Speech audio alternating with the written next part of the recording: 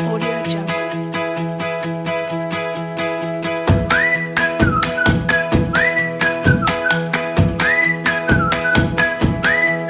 Audio Jungle.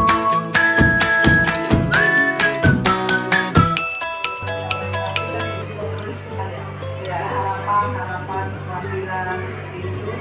Nah, sekarang saya ingin bertanya, harapan dan kekhawatiran Ibu yang telah Ibu tuangkan dalam masa orientasi setelah pembelajaran Pak Isman selama 1 bulan ini, Pak, ada kekhawatiran dan juga harapan-harapan Pak Isman. Khawatirnya sih waktu dan kesehatan ya Bu, karena nanti kan olahraga biasanya di lapangan belum punya maksud dengan siswa, tapi alhamdulillah sih di lapangan ini dan alhamdulillah kondisinya baik. Kemarin sempat kurang sehat beberapa hari, tapi tetap mengajar kelas dan sebenarnya tetap melaksanakan yang baik sesuai dengan tupoksinya. Harapan saya CGP ini dengan segala yang didapat dan saya tugasnya tetap bisa melaksanakan tugasnya dan baik tugas di CGP maupun tugas pembelajaran dan dapat melaksanakan pembelajaran dengan baik juga. Harapan-harapan yang sudah teruji dari pembelajaran selama 1 bulan. Setelah 1 bulan, Nah, saya menambah wawasan ya Pak, menambah wawasan buat Pak Isman dan memberi inovasi pembelajaran juga dan memberi masukan lah kepada teman-teman bila teman-teman ada masalah. untuk perubahan yang konkret dalam lingkungan sekolah atau di kelas pada waktu-waktu mengajar. Pak Isman termasuk punya kreatif Bu. Dia mulai dengan pembukaan, baru pembelajaran PNP, kemudian ada penutupan, semuanya dilakukan. Kita kan bisa lihat ya, karena Pak Isman berolahraga di lapangan itu anak-anak dengan segala atraksinya kelihatan, atraksinya kelihatan, komunikasi dengan anak juga baik, alhamdulillah respon anak-anaknya senang karena jadi bervariasi pembelajarannya. Saya rasa cukup sekian Ibu. Mudah-mudahan harapan-harapan dan kekhawatiran yang bersifat tidak ada ya Bu ya, kekhawatiran yang bisa disebut. Awalnya kita khawatirnya itu hanya kesehatan dengan waktu, cara mengatur waktu ya.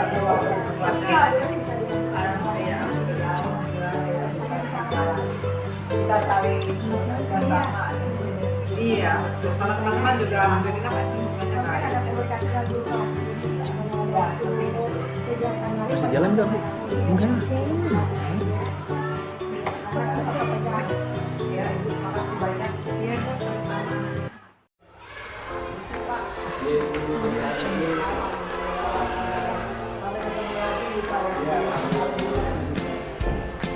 Ini, Pak, maaf,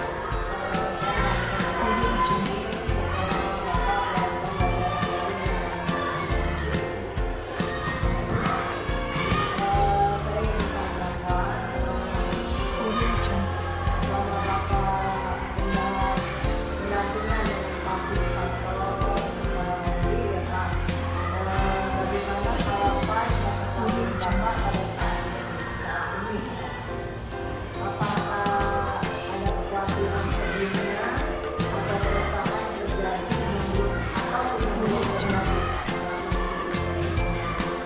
Audio Jungle.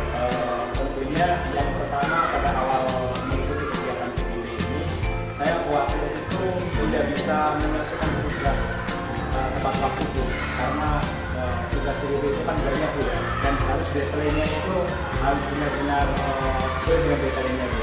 Sementara kan di tengah kesibukan kita sebagai tugas pokok guru di sekolah itu adalah mengajar. Tapi alhamdulillah dengan berjalannya waktu saya optimis dan bisa menyelesaikan semua tugas itu tepat waktu. Apa saja harapan-harapan yang sudah terwujud setelah pembelajaran 1 bulan ini? Adakah harapan-harapan untuk pembelajaran 1 bulan ke depan? Tentunya banyak ilmu yang saya dapatkan setelah mengikuti kegiatan seperti ini. Jadi saya sudah pembelajaran yang sudah berjalan 1 bulan ini, kita sebagai seorang guru itu tidak hanya pembelajaran yang kita berikan kepada peserta didik itu sesuai dengan filosofi pendidikan Gajah Dewantara. Jadi yang pertama kita pembelajaran benar-benar yang berpihak kepada anak. Jadi selain itu juga saya memahami nilai dan peran guru yang tentunya harus kita kembangkan dalam pendidikan di sekolah, tentunya untuk memajukan pendidikan Indonesia.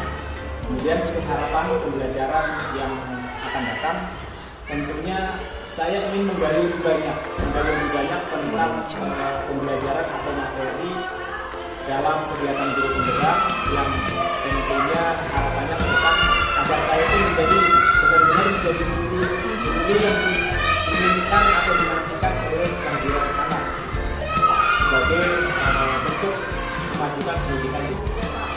Bagaimana dengan jemaah sekolah, sejawat, selama mengikuti pembelajaran? Kalau untuk kepala sekolah, alhamdulillah kepala sekolah saya mendukung dengan kegiatan yang saya lakukan. Bahkan beliau itu mengarahkan untuk teman-teman guru yang lain itu bisa termotivasi dengan apa yang sudah saya lakukan. Jadi disarankan untuk teman-teman guru yang lain untuk bisa mengikuti seleksi CGP pada tingkatan. Kemudian terkait dengan dukungan dari rekan guru yang lain, alhamdulillah sebagian besar sudah responnya baik untuk kegiatan yang saya lakukan. Walaupun mungkin ada satu dua yang responnya agak kurang baik karena mereka itu beranggapan bahwa kegiatan yang saya lakukan itu mengganggu kegiatan KBM, dalam pembelajaran. Tapi setelah ada teman beberapa orang itu merasa tidak mendukung karena Bapak takut mengganggu, kekhawatiran yang teman tidak mendukung itu terbukti tidak Pak?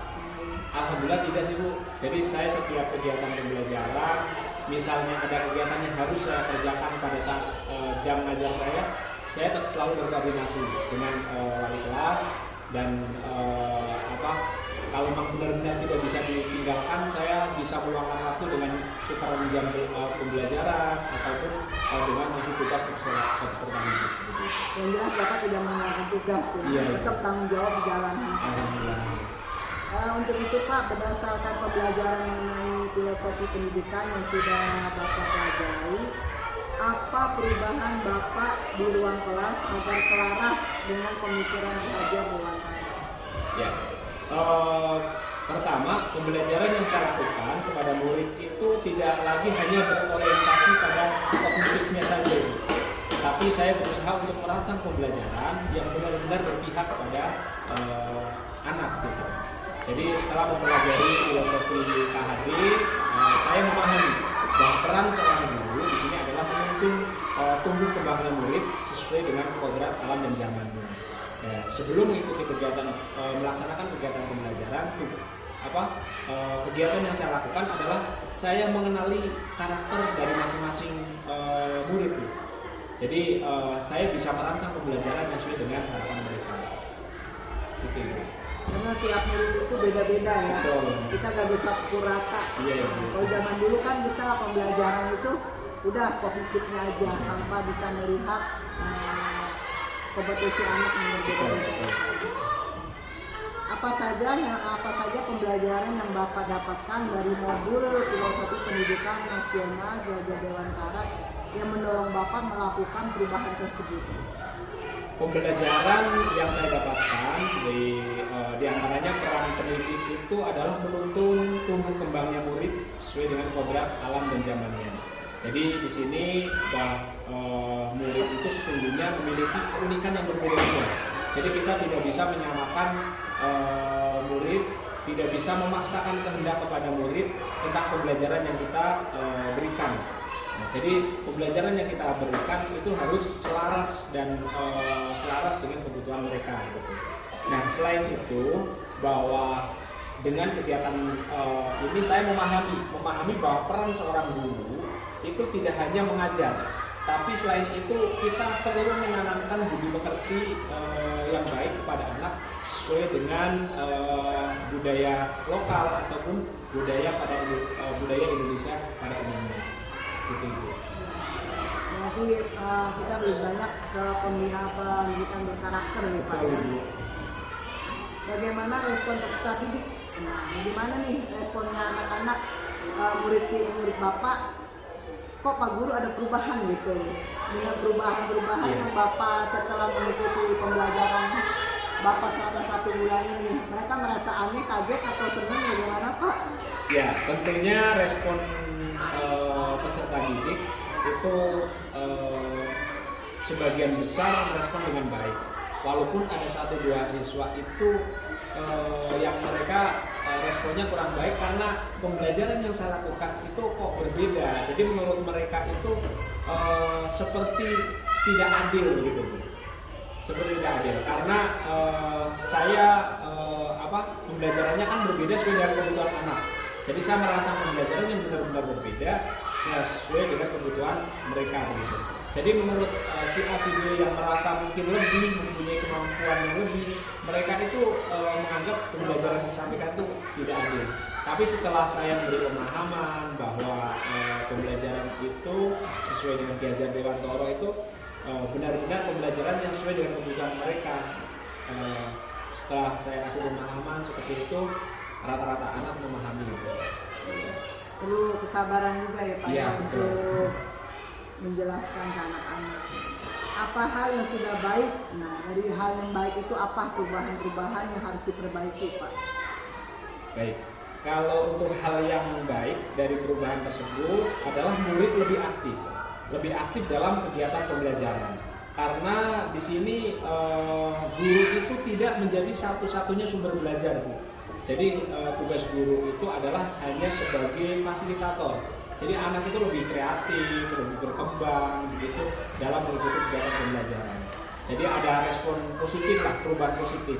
Nah, perubahan positif yang munculnya diantaranya adalah budi pekerti siswa, budi pekerti murid, seperti halnya ditunjukkan dalam kegiatan kolaborasi atau dalam kegiatan pembelajaran kelompok begitu, kerjasama serta saling menghargai dalam kegiatan pembelajaran. Dan juga anak-anak itu lebih bisa mengontrol pembicaraannya, Bu, baik sesama teman ataupun dengan Bapak Ibu guru di sekolah. Coba Pak sebutkan perubahan konkret yang ada dilakukan di kelas yang sudah dituangkan dalam jurnal refleksi mingguan aksi nyata modul 1.1. Perubahan konkret yang telah dilakukan saya adalah melaksanakan pembelajaran sesuai dengan filosofi Ki Hajar Dewantoro, yaitu menuntun tumbuh kembangnya murid. Jadi tujuan utamanya pembelajaran itu tidak lagi berorientasi pada capaian kognitif gitu, tetapi perlunya penekanan pada profil pelajar Pancasila, yaitu beriman dan bertakwa kepada Tuhan Yang Maha Esa, mandiri, bernalar kritis, kreatif, bergotong royong, dan berkebinekaan global. Untuk itu kemarin pada saat kita orientasi juga udah kita pelajari Pak ya tentang portofolio ya. Yeah. Dan juga sudah di LMS juga udah ya, Yeah, dengan Pak Romli ya Pak, dengan Pak Sil. Saya pengen Pak lihat media apa yang akan Bapak gunakan untuk membuat portofolio digital. Ya. Di sini di portofolio digital saya sudah menampilkan beberapa kegiatan, Bu, seperti di sini tentang profil saya di samping depan, kemudian aksi nyata. Nah, aksi nyata dari beberapa aksi nyata termasuk ke sini saya tampilkan video tentang kegiatan, misalnya salah satunya adalah koneksi antar materi. Video ini sudah saya unggah melalui YouTube, jadi kita sesama CGB itu sharing, Bu, terkait dengan kegiatan aksi nyata yang kita aplikasikan atau kita lakukan di sekolah. Ya. Alhamdulillah. Kemudian lokakarya untuk dokumentasi kegiatannya juga di sini saya tampilkan video-video dan juga foto terkait dengan kegiatan. dan juga setiap kegiatan termasuk ruang kolaborasi. Nah, di sini saya juga ada dokumentasinya Bu untuk kegiatannya Bu. Gitu.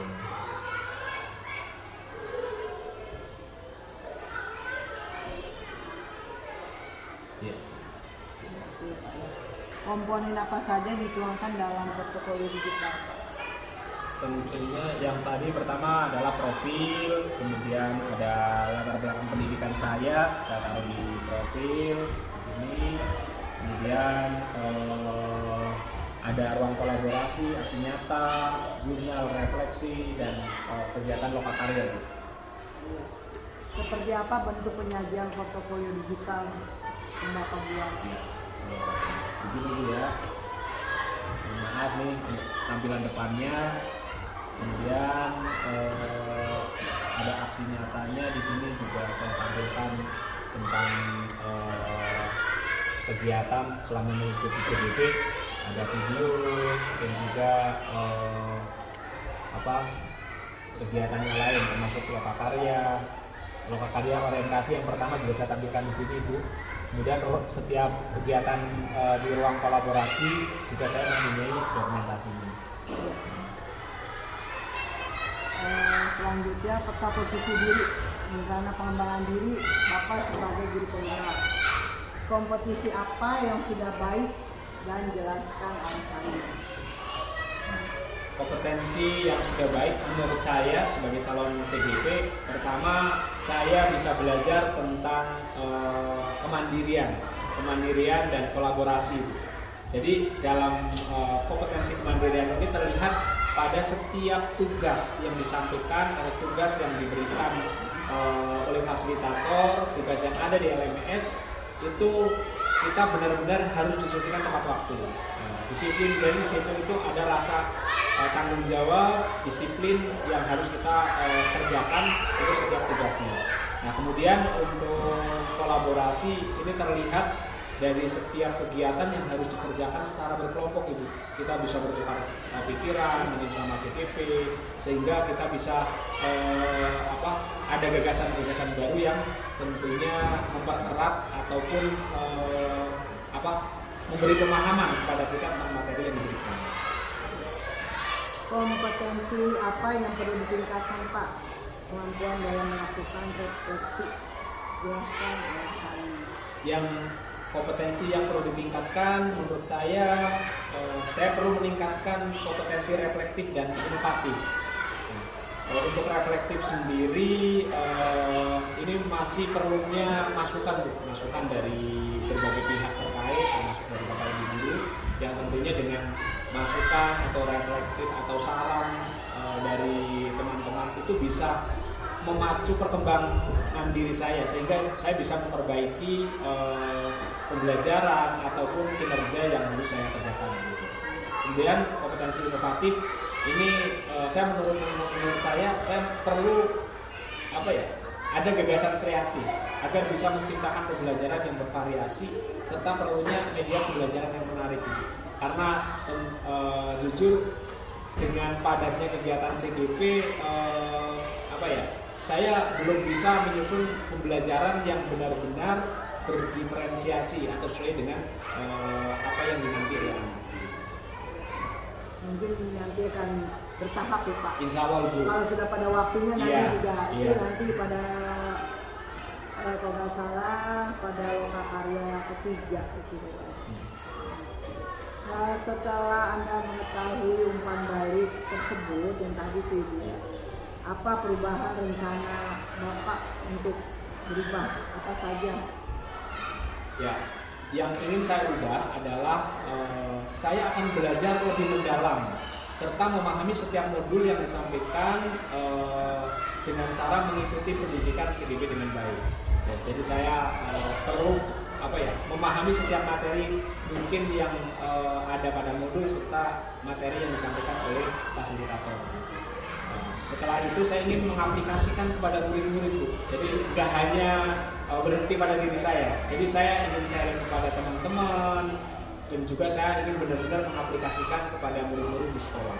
Sehingga saya ingin menjadi guru yang benar-benar menjadi calon pemimpin pendidikan masa depan. Gitu. Mudah-mudahan ya Pak ya. Insya Allah. Ini bagian terakhir Pak untuk refleksi terhadap proses pendampingan dengan saya, pembelajaran atau ide baru setelah sesi pendampingan ini apa saja Pak? Mungkin nanti untuk perbaikan saya ke depannya. Alhamdulillah semuanya udah baik Ibu. Jadi pembelajaran yang didapat pada kegiatan pendampingan ini adalah saya lebih memahami filosofi pendidikan KHD serta nilai dan peran guru penggerak. Jadi Ibu selalu memberi penguatan kepada kami, kepada CGP tentang setiap materi kegiatan pembelajaran yang disampaikan oleh fasilitator dan juga yang kita pelajari secara mandiri. Gitu. Jadi Ibu selalu memberi penguatan serta memberikan semangat dan alhamdulillah selalu mengingatkan kepada kita pada setiap kegiatan. Nanti kita saling bekerjasama ya Pak. Insya Allah, saling Ibu. support. Mudah-mudahan Amin. kita belajar bersama, maju bersama dan sukses bersama. Amin. Ya, Pak, ya. Terus bergerak dan digerakkan dan menggerakkan ya Pak ya. Ya cukup sekian Bapak pendampingan kita hari ini. Saya akhiri, wassalamualaikum warahmatullahi wabarakatuh. Waalaikumsalam warahmatullahi wabarakatuh. Sehat-sehat Ibu. Amin. Sehat juga untuk Bapak. Amin. Ibu permisi, kemarin saya Audio Jungle. mohon maaf saya minta waktu 5 menit Audio Jungle.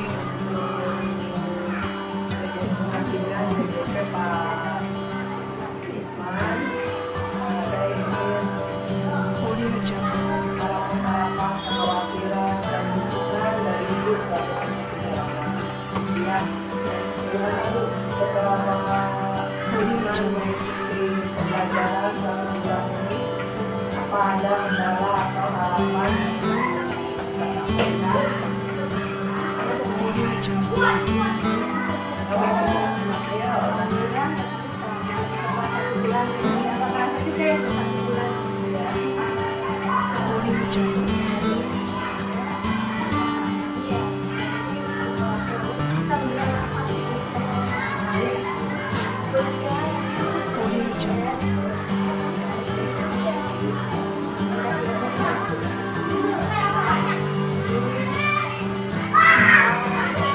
Audio Jungle. ini gimana karena nanti kan banyak kegiatan ya Bu ya kalau CGP belum nanti Makassar nanti gimana nih anak-anak lagi menjadi banyak tapi alhamdulillah sih selama bulan ini masih bisa berkonsentrasi ada kegiatan baca langsung ke kelas 10 Audio Jungle. dalam